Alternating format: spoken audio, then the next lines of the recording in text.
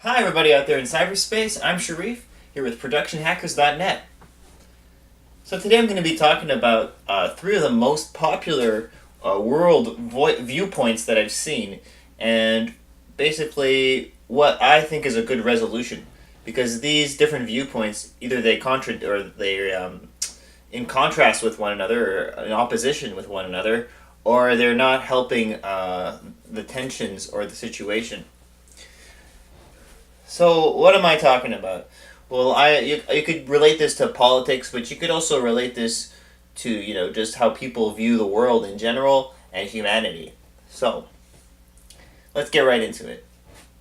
So I'd say the to break it down real quick, the three viewpoints I think would be people who basically think that anything goes, in the sense as long as it's profitable for us and as long as our industries just keep growing, it doesn't matter what we do, because that the whole you know life of human beings or humanity is not up to human beings. They think it's like a higher level thing, and it's not up to us to judge or try to ensure that we control that.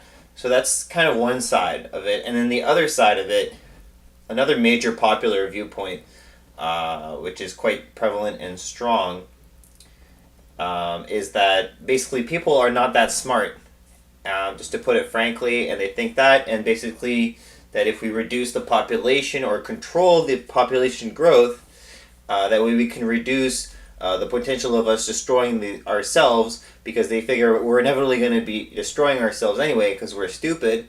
So as long as we control the population and control people, like try to mentally control them or something, then we could just prevent it from happening sooner. But I mean, that's, when you think about it, it's very shallow, I think, perspective on the situation, but it's also really strong. However, like, I think there's going to be some good points in all of these perspectives, and I'm going to bring that at the end. And then the third major point, just to put it there quickly, is that there are people who just think they can't make a difference. Like, it's out of their hands, in the sense that it's not that they agree that we should be doing whatever as long as it's good for profits, if it's gonna hurt us in the long run. But neither do they think we should be stopping people from. They necessarily think that we should control the population or control people in a way so that they can kind of be herded like sheep or whatever. So there's going to be people who neither have neither of those views, but who don't want to participate or who don't think they can make a difference. So that's I think, probably the most popular view, that third one. So I'm going to go a little bit more in depth now. So with the view that, like, everything is going to be okay as long as we're getting profit, this is beyond us, we shouldn't even think about it or be concerned, everything is fine, everything that says otherwise is false, because profit is everything or whatever. That is frankly not, it's a little extreme. And obviously, I think there is surprisingly a very positive side, in that I do believe that this earth can sustain our growth, or else we probably wouldn't be here, I think, in the first place, and living this way. I don't think it would make sense if it couldn't sustain us. But at the same time, I think we can do things to hurt ourselves in the end, through hurting the world, or not being careful with what we do in the world, regardless of profit or not. So that's what I think on that side. And to go a little bit more extrapolating, expanding on the other side, basically, yes, if you look at things in a very statistical fashion, you might say, oh, the average person isn't that smart or something, but and how are you going to quantify that? What qualifies as well as smarter or not smart, in what field and in what study and in what practice and in what situation, and what, when you got to think of the whole story of people's lives, not just some momentary thing. You can't just put people in boxes that way. It's not that simple. You can't just judge all of humanity based on an average like that. Everything can't be made that way. If you do that, you're always going to get just a shallow, or just a kind of facade of what the reality is.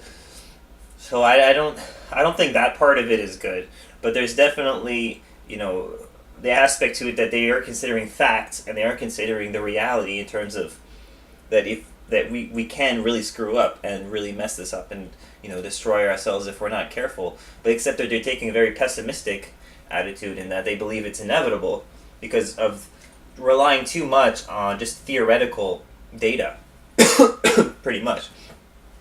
And finally, to expand on the third type, people who think that that doesn't matter, and I think most people are probably in this category that they'd rather not participate and just focus on their ordinary lives, think that this is not going to make a difference to them in the end in their own lives, and thinking that they can't really change anything either way, so it doesn't matter what their opinions are or what the other people's opinions are. Everyone has their own views, and that's it. We can't really do anything. We can just try to survive in our own lives or try to meet whatever we think is normal in our lives. Except the reality that we can't change anything. So obviously the issue with that is it's pacifism. It's not really taking destiny in your own hands. It's not really acknowledging the power that we have. Also, it's letting nefarious things happen for the people who are taking advantage and who are taking control, and people who are in official positions who might not want to do wrong, but who just make stupid decisions sometimes and cause harm. So you're basically letting that happen by saying that. You might think, it doesn't make a difference. If I'm not participating, I'm not doing anything wrong because I didn't do anything. So no, but sometimes not doing anything is wrong. And it's that you have to do something to be and do the right thing consistently in all the situations. And that's not an easy thing, I know. But that's how you would really not be causing a problem, actually. Which is funny. So most of us are causing a problem, and maybe that's the problem, but there's always going to be overlapping. People are not always the same at different times. We all have different strengths, and things work in waves. Some people are it's trending one way or another, or some people just have this kind of trajectory in their lives. Some people have that trajectory. Some people are more like this. So, and some people are more flat, right? So, and there's of course different variations, but once everything intermixes, we get an average. Once again, like I said, there's a positives on all sides of thinking, and we see that okay, there is some bad things going on, but there's also a lot of good things going on. And if you can be not pessimistic, however, but not naive, is what I'm trying to say. Be open to the fact that the best possibility that everything's going to be fine, but at the same time, make sure that you're playing a part in making sure that everything is fine. So. And do play a part. Don't neglect it and say, "Oh, that's nothing to do with me," because no, we're talking about humanity. It's all of humanity. It has something to do with everybody.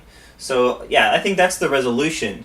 The resolution is to take the best from all sides to realize that there are facts, there are possibilities that we could ruin everything if we are not accurate in our actions, or we're not careful to learn everything that there is to know, and all the resources that we have, and how everything works in nature, and in our objective or communal reality as well. On the other side, realizing subjectively that if we are even here to begin with, then it must be sustainable for us, which means that there probably is a way that, even if it doesn't seem that way on the data sheets or paper or whatever, that we can keep growing and being who we are and not destroy the earth. We just have to make the most of the resources we have. And that's why it's so important to know what those resources are, not just to kind of measure how long it's going to take before we kill ourselves, no, but rather to